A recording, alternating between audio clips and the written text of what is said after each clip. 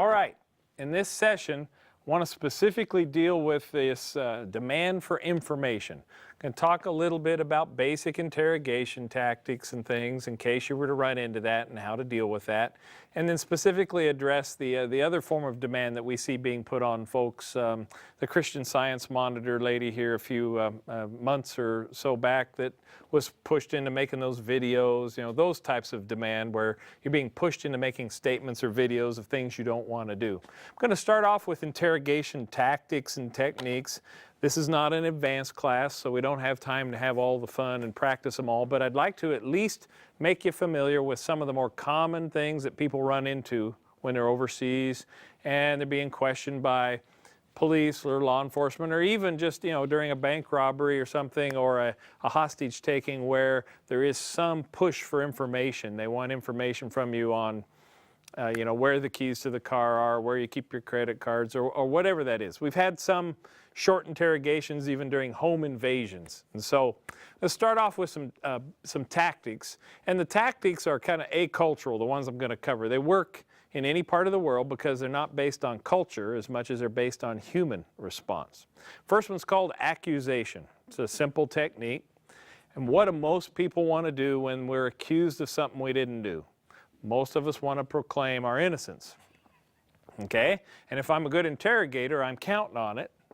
And then I'm going to say, well, that's interesting. Can you back that up? Can you prove it? And what do you need to do to prove it? You need to talk. And so it's a great technique to get a guy who won't talk to start talking. Okay, simple accusation. So were you just here, you know, as a missionary, or were you burning down our villages? You know, missionary. Okay, you know, I mean, is that worse or worser? You know, whatever it is that we're after thing. And so accusation is designed to get you frustrated and get you into a defensive mode. Now, we want to counter that. So one thing we found is interrogation, being questioned under pressure, is a bit of an emotional experience, and you can make it less emotional if you can label the techniques. So if you could say to yourself, oh, this guy is using accusation on me. And I mean, this works even with telemarketer. The techniques I'm about to give you work in telemarketing sometimes. I mean, these are human things. And pushy, if you ever bought a used car from somebody who was a little less than scrupulous, you get some of these techniques. So you don't want to buy the nicer car because you don't care about your family's safety. You know? I mean, the stuff works.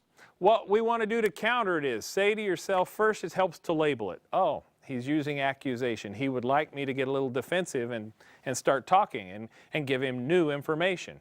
Say, all right, that's what it is. Now the alternative is, instead of that, I play up dummy a little bit and I just repeat what I've been saying, my STS.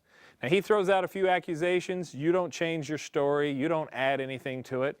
And it comes back and he's, oh, they're either innocent or they're not falling for this one, and let's move on. That's how you make it stop. You get a little angry, you get a little emotional, he's probably going to do it again because he's pushing the buttons and he knows he's pushing the buttons, okay? So we're going to try it. We'll get a little quick demonstration here. Going to ask for a volunteer.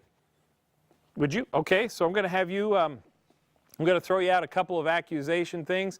I'd like you to try to focus on coming back to your story. And your story is that you were here helping build some houses, but as just a part of Christian Aid, and you just wanted to help out. You're just here helping build houses, and just keep pulling me back to that innocence as I try to use a little bit of accusation to make you say more. Okay? Right. So simple one. Appreciate it. All right. I've just picked you up and I've arrested you. I'm checking out your visa. Things just don't seem to match up. What are you doing here in town? We're just trying to help people here. You're trying to help them by what? Building villages, rebuilding the village, helping them how to learn English. And so you're building. So you're a builder? Well, I'm not a builder myself. So you're not a builder, then? So you're a spy or something? No. Well, what do you say? You're here building, but you're not a builder. Well, I'm helping to learn. I'm helping people learn English here. Are you learning English or are you building buildings? Come on, which is it? That would be both. Are you an honest man? Yes, I am. Do you still beat your wife? No, I don't. So you gave that up. I'll stop right there. You're good. That kind of there's no right answer. No matter what I say, there's no right answer. And if he keeps coming back to what he kept saying, then I give that up. Okay. And he kept, I'm a builder. No, I'm just helping. No, I'm a builder. As opposed to, don't call me a liar. Well, I can prove I'm building how I have 4 degrees in English, and and pretty soon off we go into a whole nother world that he didn't really want to talk about. So that coming back to your STS, and like he just did, notice his voice stayed down a notch. He didn't speed up. That's how you put a stop to that stuff. Drive car salesmen nuts, pushy ones. I get several dollars off on every car I buy. I'm telling you, you ought to use this stuff, okay? Probably, now that's one, I mean, I taught public school. That works on kids. Hey, Billy, do you want to tell me what you were doing Friday night, or would you like me to tell the class? Go! Next thing you know, you've got a whole confession, and you had no idea. You just know Billy, and so you got a good idea it's probably something, okay? Accusation is a very human thing, and it works all the time. Probably the most dangerous one for anybody, short-term missionaries, anybody from a democratic society, though, is the friendly approach. I mean, we don't think of that one as an interrogation tactic, but even in World War II, the Nazis' #1 military interrogator who got all the good secrets out of the pilots, a guy named Hans Scharf, only technique he used in the entire war was friendly. He got more information out of American and British pilots and Canadian pilots than anybody else, because they went in there expecting it's going to get scary, it's going to get rough. And they got a guy who was nice and polite and friendly, and that really throws you off your guard. And I'm so unstressed because I had worse expectations that I'll relax and I'll start to say things that I shouldn't have said. Also in our culture, how do we normally get information from each other? We ask nicely. You know, if I walk up to a stranger on the street and what time is it? I've just kind of given you license in our culture to say, none of your business. You're rude, okay? If I walk up to somebody and pardon me, ma'am, could you give me the time? None of your business. Just seems strange. Okay? Depending what part of the country you're in, What do you want, my purse? Okay? And so the friendly approach works very well, particularly on Christians, particularly on people who have the kind of heart they want to help people anyway. Ask me a friendly question. I don't want to be the ugly American. I don't want to be rude. And so I'll start to talk, and it can get awkward. So how about a volunteer, and let's just play with this one a little bit. Okay, let's do this. All right. Same scenario. We're in the country. I've come by and picked you up for a little visa thing. I'm irritated. I'm obviously not real pro-missionary. And you were just helping out with building some buildings and doing some Christian projects here around the church. Okay? But this time I'm going to take on the friendly approach as opposed to the accusatory. So, hey, your name is? Your name is Yes, it is. Okay, well, we can go with that if that's what you... Hey, what are you guys doing here? We're helping this area build houses. You're helping build... Oh, whew, that's got to cost a fortune. Man, that's nice. Who paid for that? Well, unfortunately, I didn't pay for it. Oh, well, it's nice of you to come and help, but where'd you guys get the money to come and help somebody in another country? I mean, why would you even do such a nice thing? We were able to do some fundraising. Fundraising? Yes, there are plenty of people out there in the world who would love to help other people in need. Oh, man, you rich, famous people? No. Well, I mean, I can't imagine raising that kind of money. And you found all these people with skills like that. I mean, you're building houses. Are you all builders? No, we're not all builders, and I didn't do the fundraising myself. Oh, so you're not a builder. What do you do? I'm a carpenter. Oh, you are a carpenter? Yes. Oh, man. Does that pay very good in the U.S.? I mean, it's a terrible job here. Not really. That's why I came over here. That's why you came over here? Yes. But you're just volunteering here, or are they paying you? I'm volunteering. Oh, okay. So you're breaking even, huh? Not really, no. What would motivate a guy to come all this way over here and do that? I mean, is this like a church-related thing? I believe in God, and God said, hey. So this is like a missionary thing? No, not necessarily, no. Oh, okay. Well, I don't... All right, let's just stop right there. Thanks. You see the awkwardness now of if you oppose me, it's strange. Okay? So what we want to do to counter that was what we just saw being demonstrated there. I don't want to not talk to him. Get away from me. You're trying to trick me.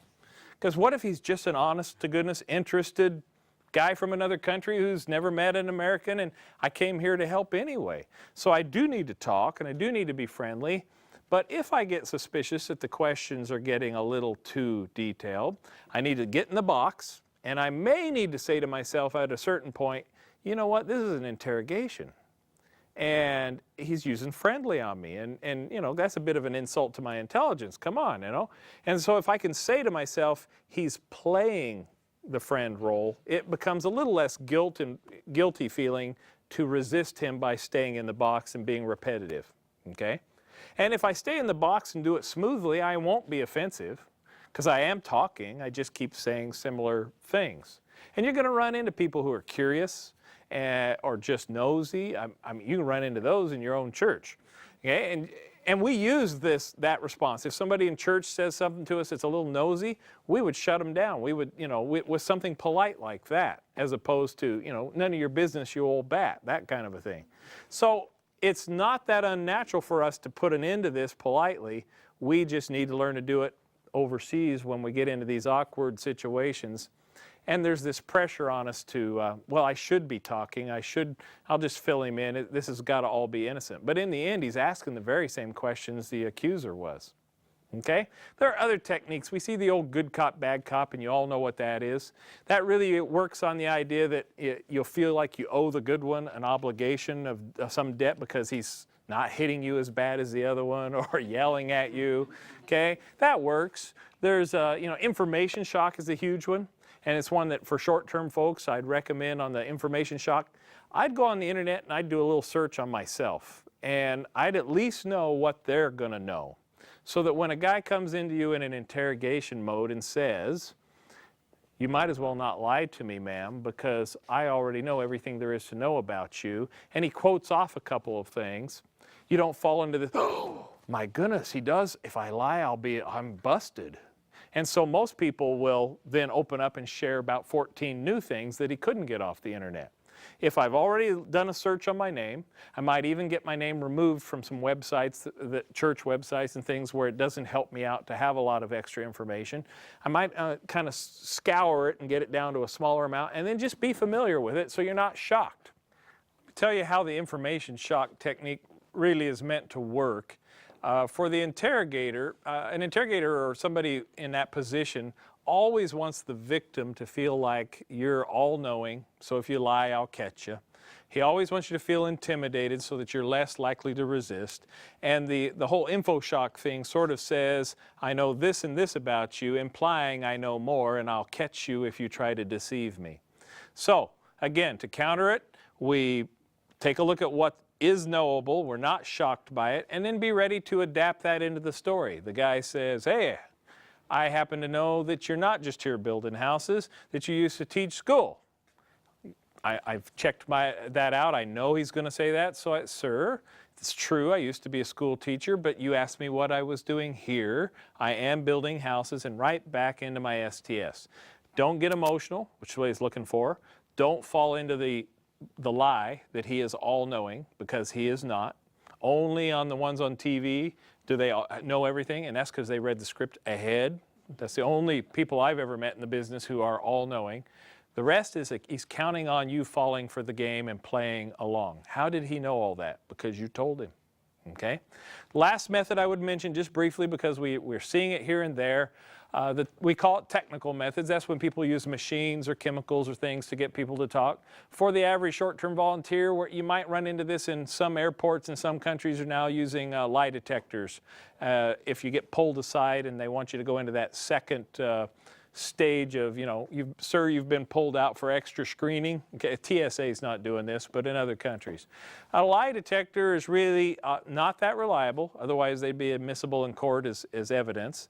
It is a tool, that's all it is, and it's a tool that would suggest when people are or aren't being honest, and there's always that doubt about how accurate is it.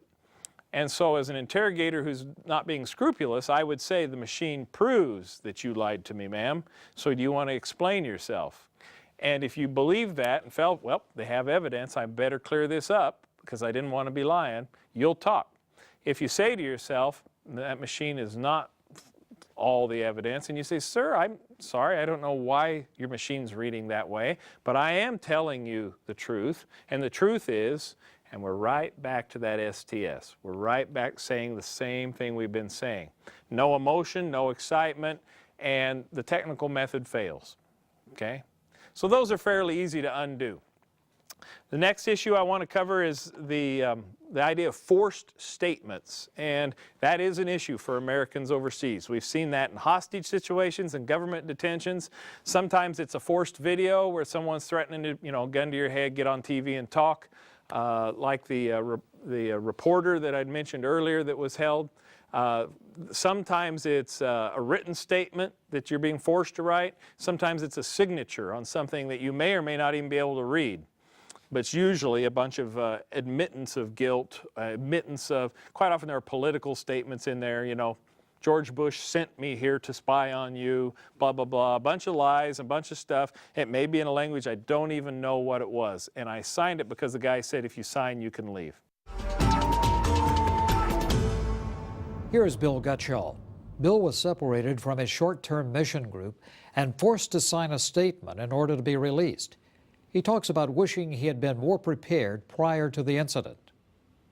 You know, they separated me before the rest of the group, and then Mel said, don't let them separate you and don't sign anything. I did not know that, and I was on my own. It would have been nice if somebody beforehand had told us that if they arrest you, stay as a group and don't sign anything. Whenever they asked me if I would sign it, I told them I didn't want to sign that.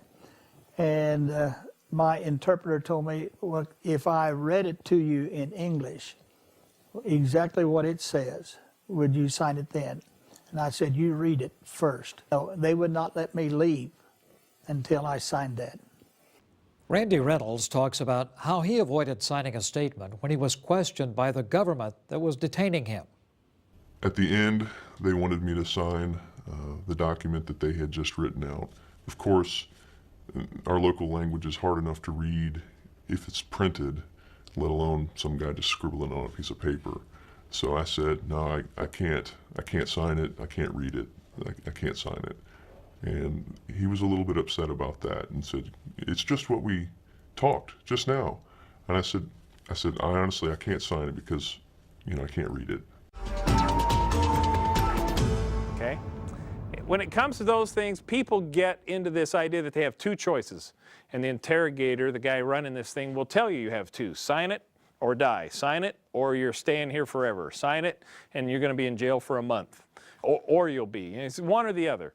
We would say there's a third choice. I might stall, I might delay, I might offer other suggestions. If in the end it looks like, particularly in a hostage event where, like Gracia Burnham and Martin Burnham, there was a real threat of death. If you do not get on TV and make these statements, we'll hurt you. And this is a group who's beheaded a fellow prisoner, so it's not like you're bluffing. So they decided we will have to make a statement. They negotiated, they talked, oh, nobody in America would believe that, let me say it this way. By the time they were all done, Martin made a statement so they didn't hurt Gracia, and the statement had very little to do with what they originally wanted him to say. He talked his way out of it, he degraded the propaganda value. The whole CIA, government, and capitalist, and mission, all those bad things just kind of got out of it by the time he talked and he negotiated, and they were just thrilled that he finally did something. They just, good enough. It's like coaching me on video. I mean, they'd had enough. It'd been all day, or for him, I think it'd been several days. We would encourage you, when it's a life and death situation, I'd sign before I'd let him hurt, you know, kill somebody. I would, but I wouldn't just stop with, okay, whatever you want. I would try, like Martin did, to negotiate something that I could live with. I can't say this, but I could say this. Nobody at home will believe this. It doesn't sound like an English speaker, but we would say it this way, and I'd, you know, remove that part of it. Those are your third options. And if in the end I'm going to get up there and do it on video, I don't have to do it like I really believe it. I could look into that camera and I could just, they want me to tell you that they want $1 million and I'm really in support of this. Or we had one guy in Vietnam that said, they're feeding us really well. The food here is just like the barfeteria back home. Vietnamese didn't catch it. Tape went out. This guy's not feeling crushed that he was forced into a statement. He's feeling like, yeah, you know. Everybody at home got the message. They're not feeding the prisoners terribly well. Okay? So there's more to do than just do it or die. There's all kinds of in between, and that's where I'd go if I had to on the forced statements. Okay? If they want me to say specific things, tell them we want $1 million by Tuesday. I wouldn't mess with that part. I wouldn't say I want $1 million. I'd say they want me to tell you they want $1 million. We do need to know what they're after. There's nothing wrong. We just don't want it to sound like you agree with them, because that will bother you when you come home, that you help them out. Final thing on this, this whole detention thing and the demands for info, what if it's not you they're holding? What if it's just part of the team? I mean, you're a short-term team. There's other people out there. What happens if you come home to the apartment to find 3 of your teammates missing because they've been hauled to the local jail or something? Well, here's some quick tips. Establish the facts. Where are they being held? Who is being held? When were they arrested? What happened to it? Are any of the rest of the team in danger? Should the rest of us be, should I be getting the rest of the team out of town before we're all arrested? Do they need help? And then try and pass that information on to the host organization would be your first place to pass it. This faith-based group that's hosted your visit, make sure you get in contact with that missionary, that person who's doing that, and pass on the information. They're holding 3 of our people. I don't know the charges. Here are the names.